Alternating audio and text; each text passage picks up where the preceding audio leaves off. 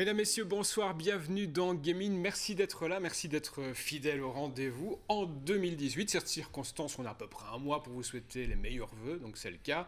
On vous souhaite beaucoup de plaisir devant votre console, devant tous ces jeux qui vont nous faire rêver, Gilles, n'est-ce pas? Bien sûr, Philippe. Salut. On a profité des vacances de fin d'année tout de même, t'es un peu décompressé? Un petit peu, ouais. Ouais. Et t'as pu tester des choses? Bien sûr, bien sûr. Dis-nous, il y a beaucoup de choses au programme? Oui, on a un sommaire assez chargé, un beau sommaire. Ce soir, on parlera de Dragon Ball Fighter Z, de Street Fighter V Arcade Edition, c'est important.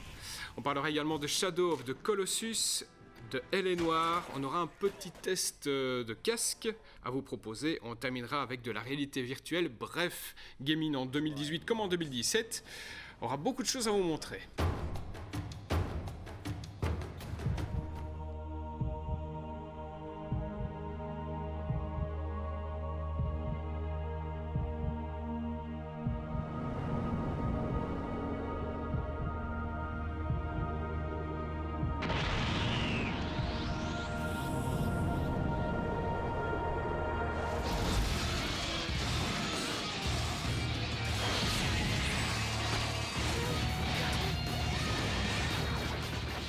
Et on commence avec Dragon Ball Fighter Z, dans le genre attendu, c'était attendu par les amoureux de cette série. Effectivement, parce que depuis les premières images qu'on avait vues à l'E3, si je me souviens bien, c'est un jeu qui a défrayé la chronique parce que c'est peut-être le jeu ultime des fans de Dragon Ball, parce que ce jeu a la prétention réussie, ce qu'on peut déjà voir, de nous montrer... De nous faire croire qu'on est carrément dans le dessin animé d'Akira Toriyama sorti en 86, tant la 3D utilisée dans le jeu ne se voit pas. Je veux dire, ça ressemble à un jeu en 2D, à l'ancienne, à la Street Fighter, mais on retrouve tout le rythme des jeux 3D. Ça veut dire qu'ils ont renouvelé un peu le genre en quelque sorte de manière soft, mais très dynamique, quoi. Oui, il y a toujours eu deux écoles, les jeux en 3D, les jeux en 2D, les jeux à l'ancienne. La borne d'arcade, certains sont arrêtés à Street Fighter 2, c'est très bien. Et ici, il y a vraiment un compromis dans la nouveauté avec ces 24 personnages qui sont extrêmement bien modélisés, tout le souci du détail. Et c'est du 3 contre 3, ce qui veut dire qu'on peut enchaîner des batailles, des combats. On choisit une équipe de 3 personnages qu'on enchaîne, comme dans les précédents BlazBlue et Guilty Gear X. Et on se retrouve face à un jeu absolument ultra dynamique, rapide, rythmé. Ça tourne au poil, c'est extrêmement attendu, c'est peu dire.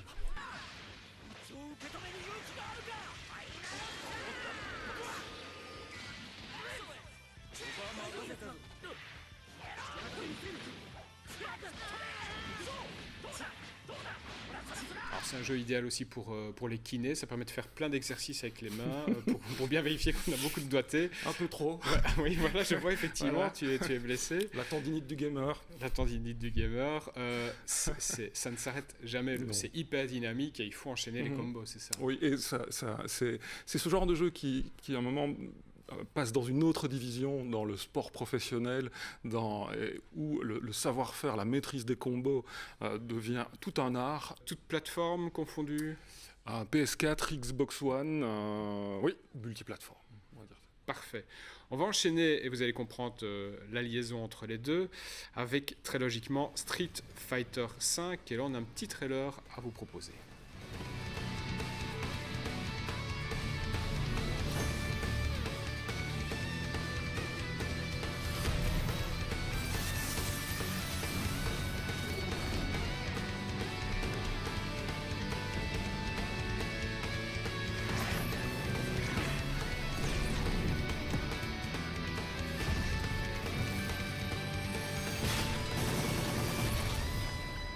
Street Fighter V Arcade Edition, tu m'as bien précisé Arcade Edition. Pourquoi tu me précises d'ailleurs, c'est important? Parce que c'est une mise à jour qui est gratuite pour ceux qui ont déjà le jeu depuis les 2 saisons qui existent sur ce jeu-là.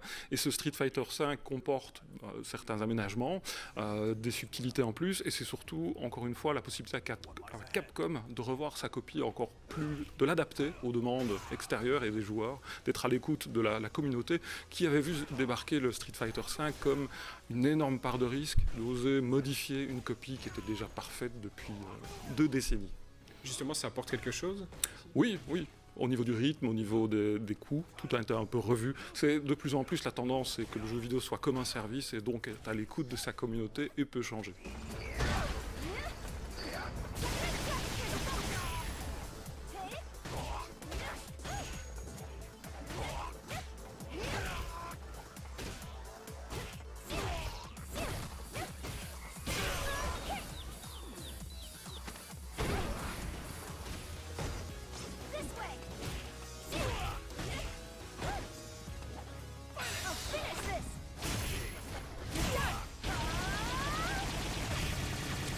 Donc on a 2 jeux ici de combat. Si tu devais en conseiller un. Je ne peux pas m'empêcher de craquer pour le Dragon Ball, tellement c'est un tour de maître visuel et technique. Prouver qu'un animé japonais peut se transformer à ce point en un jeu vidéo, ça laisse présager du meilleur pour toutes sortes de jeux à venir.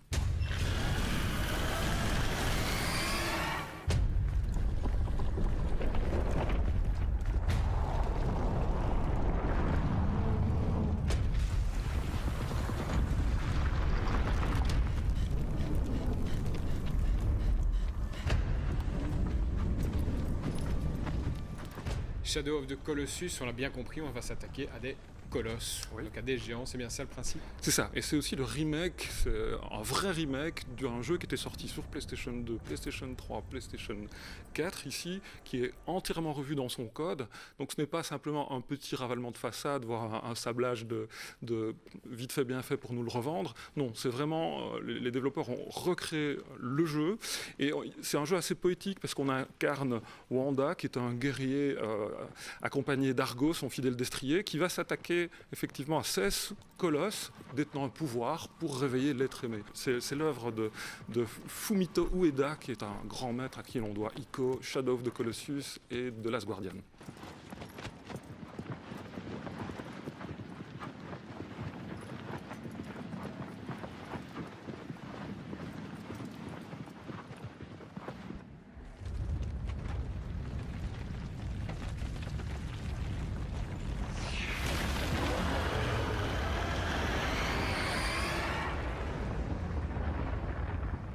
Ça reste un jeu avec du gameplay, de la technique, il faut trouver le point faible, comment arriver à prendre d'assaut ces colosses qui sont absolument gigantesques. La PlayStation 2 à l'époque, quand c'est sorti, crachait ses entrailles, on avait du mal pour elle tant elle chauffait, et ici c'est vraiment une redécouverte. Quand on a annoncé cette refonte, je me suis dit, ok, non, encore du Shadow of the Colossus, j'en pouvais plus. Et une fois qu'on m'a montré le jeu dans sa version jouable, manette en main, devant un téléviseur de 2017, il y a vraiment, ça vaut vraiment le coup pour ceux qui ne connaissent pas l'œuvre. Multiplateforme ou exclusivité? Exclusivité PlayStation oblige. D'accord. Allez, on passe au suivant, un autre style. On en avait touché un mot déjà en 2017, à la fin 2017, c'est L.A. tout de suite.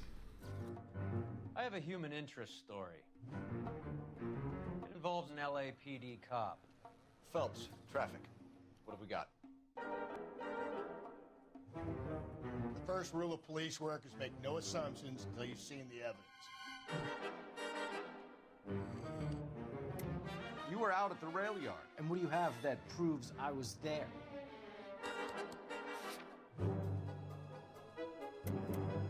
Tell us what we want to know. Mind if I shoot this guy? He's getting on my nerves. Are all the cops in this town crazy?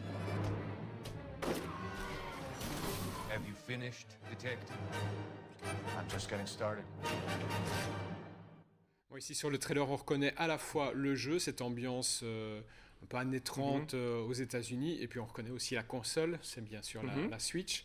On commence par ça d'ailleurs, c'est uniquement sur la Switch? Non, c'est du multiplateforme, c'est sorti sur toutes les consoles. C'est un jeu qui est sorti en 2010 par Rockstar, les créateurs de GTA, et beaucoup de joueurs se demandaient pourquoi est-ce qu'il n'avait, lui, pas été revu, tant à l'époque, la modélisation des visages avait donné lieu à un jeu, une enquête policière dans le plus pur style noir américain, extrêmement impressionnante, tant la particularité du jeu, c'est d'enquêter sur des scènes de crime, d'interroger les témoins possibles, de faire des recoupements. On incarne Cole Phelps, qui est un acteur américain qu'on avait vu dans Mad Men, et on voit toutes les mimiques de son visage. Et quand on interroge quelqu'un, on a la possibilité de jouer à la manière good cop, bad cop, voire d'accuser les propos en affirmant que l'interlocuteur ment. Donc, en 2010, c'était vraiment incroyable. Et ce qui est étonnant, c'est qu'ici, même réactualisé pour être mis dans une Switch ou sur sa PS4, pour jouer depuis plusieurs heures, ça marche tout aussi bien.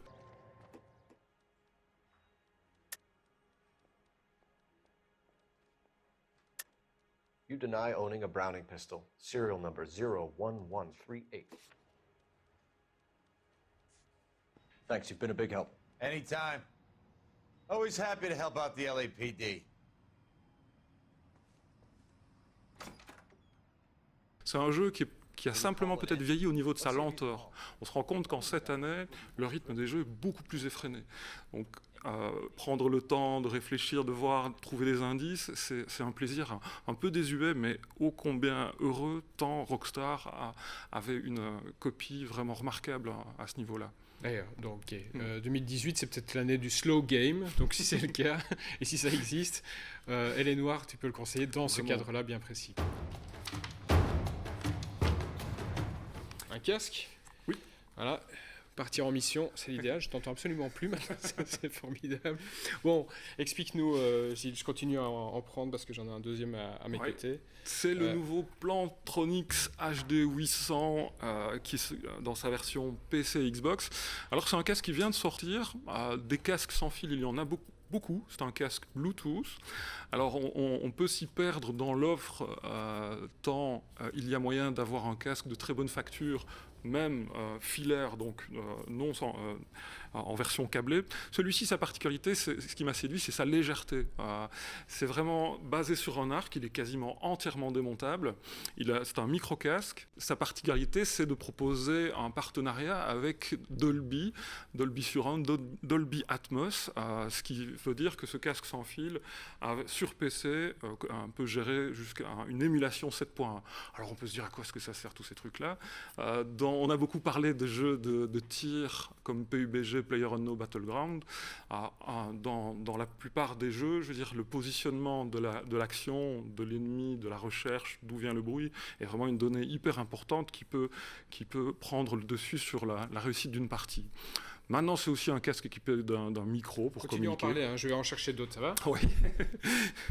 C'est un casque équipé d'un micro pour pouvoir dialoguer avec son équipe. Accessoirement, ça coûte tout de même un peu d'argent aussi, oui, donc difficile d'avoir, parce que là il y en a déjà pour quelques centaines d'euros là, sur la table. Le SteelSeries c'est jusqu'à 320 €, c'est vraiment le haut de gamme. Le Plantronics c'est 170 €. Maintenant il y a aussi des casques d'entrée de gamme sans fil à 60-70 €. Il n'est pas nécessairement obligatoire de se ruiner pour avoir une expérience de jeu en ligne sur PC ou sur console, même avec un micro-casque. Bon voilà, on vient de sortir des fêtes, mais on est encore un peu dans les soldes, le cas échéant, il y a peut-être moyen de les trouver, de faire une belle occasion.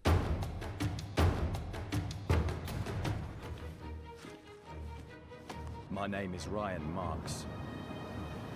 I left London to be a soldier. But then that came from my family.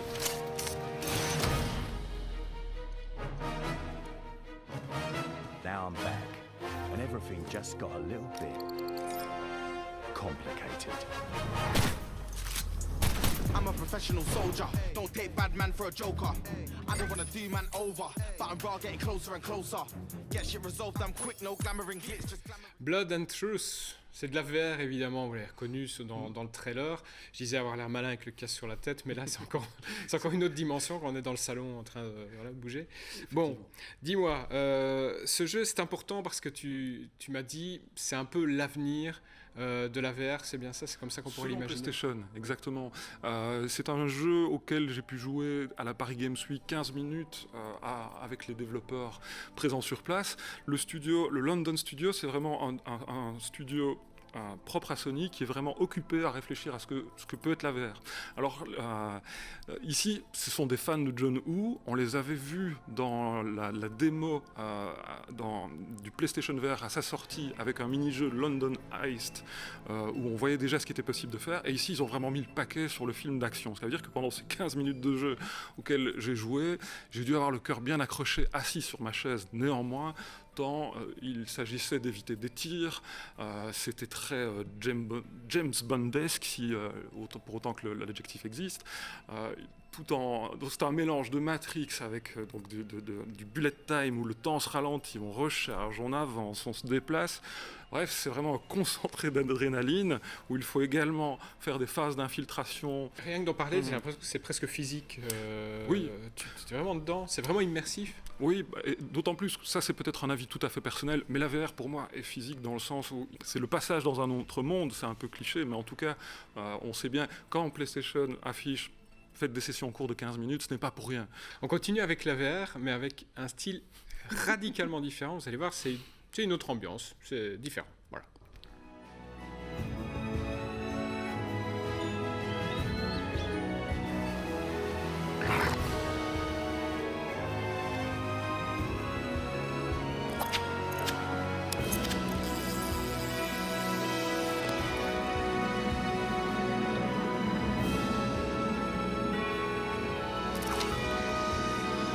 Come on, let's go.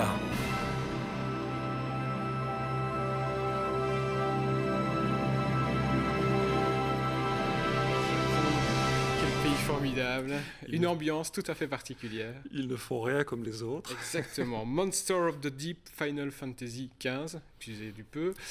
Et on va partir à la pêche, donc vous avez bien compris, donc explique-nous parce que là il y a un truc qui m'échappe. Alors pourquoi un jeu de pêche ? Parce que le studio Square Enix qui a créé la licence de Final Fantasy, dans ce 15e épisode, avait inséré une passion pour un de ses joueurs, un des protagonistes, un des 4 protagonistes qu'on incarnait, Noctis, s'arrêtait de temps en temps pour pêcher dans le jeu. Ici, la pêche est quelque chose d'assez étrange au Japon. Il y a beaucoup de jeux de pêche depuis des années. Bass Fishing de Sega qui me rappelle des heures atroces à attendre devant ma console et mon écran qu'un poisson finisse par mordre. C'était de l'ordre totalement de l'absurde. Donc c'est un jeu, je pense qu'il n'y a pas grand monde qui a joué. C'est peut-être aussi une histoire d'une erreur de casting quand les gens se disent « Ah super, un jeu VR Final Fantasy XV » et puis on se retrouve uniquement à pêcher, à tirer. Donc voilà, prudence. Sans faire ma Madame Soleil, je crois que c'est un jeu qu'on va rapidement trouver en version gratuite, en bonus de toutes sortes de services. Mais c'est fun ou pas ? Bon, c'est pas la meilleure entrée vers la réalité virtuelle.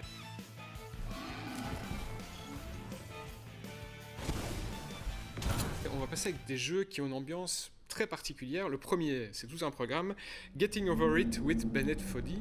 Why did I make this? This horrible hike up an impossible mountain. I could have made something you would have liked. A game that was empowering, that would save your progress and inch you steadily forward. Since success is delicious, that would have been wise. Instead, I must confess, this isn't nice. It tastes of bitterness. It's capricious. It sets setbacks for the ambitious. It lacks lenience. It's bracing, inhumane. But not everyone's the same. I created this game for a certain kind of person. To hurt them. Alors, explique-nous, d'abord, il y a une esthétique tout à fait particulière et rien que le concepteur annonce la couleur très très vite, il dit qu'il a fait ce jeu pour en faire baver les joueurs. Voilà, donc il est un peu... pour faire souffrir. Un peu sado sur le coup, voilà exactement. Alors explique-nous un peu ce jeu, ce type, un homme tronc dans un chaudron. Alors Foddy, c'est un développeur qui avait surpris tout le monde avec un jeu de course lors d'un 100 mètres, on va dire, où on avait la possibilité de contrôler la jambe gauche et la jambe droite du sprinter. C'est quelqu'un qui s'intéresse aux mécaniques de jeu parce qu'il dit qu'à un moment, à force de s'interroger sur le jeu est vidéo et parfois n'est que vidéo, n'est plus vraiment gameplay.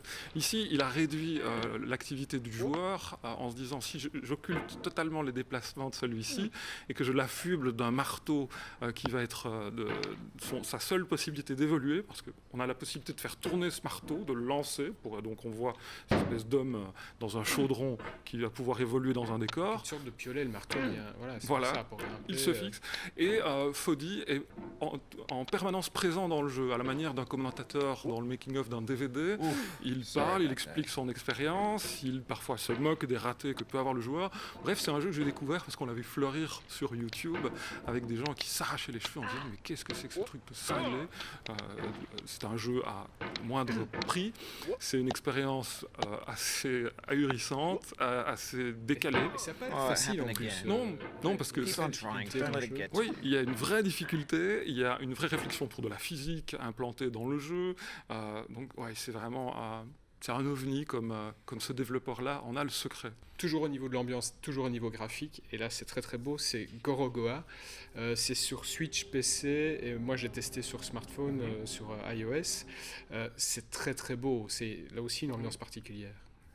Oui, le développeur ici du jeu j'avais peur que le jeu ne sorte jamais, tant c'est un jeu qui est entièrement dessiné à la main, sur crayon, sur papier, numérisé, réinterprété, implanté dans une mécanique de jeu. Donc c'est un jeu qui est magnifique et qu'on a vu évoluer chaque fois. Dans le développeur se disait non, je redessine tout, je recommence à zéro. Alors c'est une mécanique de jeu assez particulière, c'est un puzzle game, on va dire ça comme ça. C'est un système de fenêtres dans le jeu. Ça peut être assez déconcertant quand on n'a pas vu le trailer, comme ici, quand on se retrouve à ces 4 cases. Donc on est dans une narration qui se modifie. Je ne sais pas ce que tu en as pensé sur iOS.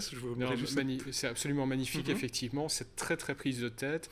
On doit déplacer, vraiment faire preuve d'imagination pour se dire dans le dessin, il y a plusieurs niveaux. Je peux déplacer une fenêtre, ce qui va me permettre de faire passer mon personnage d'une case à une autre. Il y a vraiment toute une réflexion. C'est pas un jeu, on est loin de Street Fight, je vous préviens, mais c'est magnifique et il y a vraiment toute une histoire et c'est très très très poétique. Voilà, bon, c'est du slow game aussi en quelque sorte. Et ce qui est dingue, c'est 5 ans de développement. On a l'impression d'être face à l'œuvre d'une vie pour ce développeur, parce que c'est un jeu dans le jeu, une histoire dans l'histoire, une fenêtre dans la fenêtre. Et maintenant, je me suis senti assez humble devant le jeu. Je me suis précipité sur la version Switch en me disant ça doit être génial de partir avec Gorogoa pour peupler les files d'attente et les salles en l'occurrence. Et puis, je me suis dit, ouais, non, il faut bien réfléchir, ce n'est pas qu'esthétique. Oui. Donc on peut jouer sur smartphone effectivement, en l'occurrence sur un iPhone, 5,49€ sur l'App Store. Donc voilà, c'est pas c'est pas gratuit, mais ça vaut tout de même la peine. En tout cas, c'est un bon moment. Oui, c'est à voir en tout cas parce que c'est un jeu comme on en voit très rarement. Bon, il y a beaucoup de choses qui sortent, donc on fait de nouveau une sélection, évidemment, mais ce sont des jeux qu'on attend très très fort, c'est ça l'idée? Oui, là c'est un choix un peu personnel. Vampire, qui est un jeu qu'on doit au studio Dontnod, qui est un studio français qui a acquis ses lettres de noblesse avec la série Life is Strange, dont on est à la 2e saison. Violent, lecherous and depraved. Some say it runs thick within the blood, a seeping gloom like a tumor on the soul. Vampire est un jeu victorien où on incarne un médecin qui est vampire également, donc qui doit faire la part des choses entre sauver ses victimes et s'en abreuver. Ça pourrait sembler tout à fait convenu tant ça a été vu et revu, mais ici la particularité c'est qu'on est dans un univers, dans un monde, et ça veut dire que si on décide de se sustenter sur le tavernier du coin, il va y avoir des répercussions dans le microcosme qu'est le jeu. Donc il faut écouter des conversations, il faut connaître les routines des protagonistes de ce monde, le monde dans lequel on intervient. Enfin, moi, j'attends vraiment ce jeu avec impatience. You got some money for me, boy? I've seen your name in our ledger.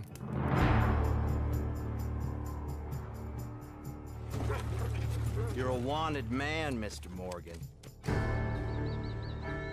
Maybe when your mother's finished mourning your father, I'll keep her in black, on your behalf. Red Dead Redemption 2, Oui, Red Dead. C'est attendu. C'est énorme, c'est encore une fois les western aussi. Ouais, c'est les créateurs de GTA qui en 2010 avaient mis une claque à tout le monde avec ce monde ouvert, Far West, qu'on pourrait résumer un peu à la tarantinesque, à la Tarantino, et qui avec un simple trailer, celui pour l'instant sur lequel on peut seulement user sa patience. Exactement. Au niveau de la sortie, donc c'est... Deuxième trimestre 2018. Donc voilà, c'est toujours en approche. Bon, à propos de rendez-vous, on a un rendez-vous à fixer sur notre page Facebook, donc facebook.com/GamingRTC. À nos amis, s'ils ont un jeu qu'ils ont particulièrement aimé, pour venir... Oui, racontez-nous peut-être votre jeu préféré, qu'il soit d'une autre génération de consoles, de PC, qu'il date d'hier, voire d'aujourd'hui, de cette année. Faites-nous part de vos coups de cœur, le jeu qui vous a marqué, et pourquoi. Voilà, en quelques lignes, vous nous envoyez un message sur Facebook et peut-être qu'on va se rencontrer très bientôt. Voilà, on n'en dit pas plus. Okay. Sur rtc.be, vous pouvez retrouver évidemment notre émission si vous voulez la revoir, si vous voulez la partager également.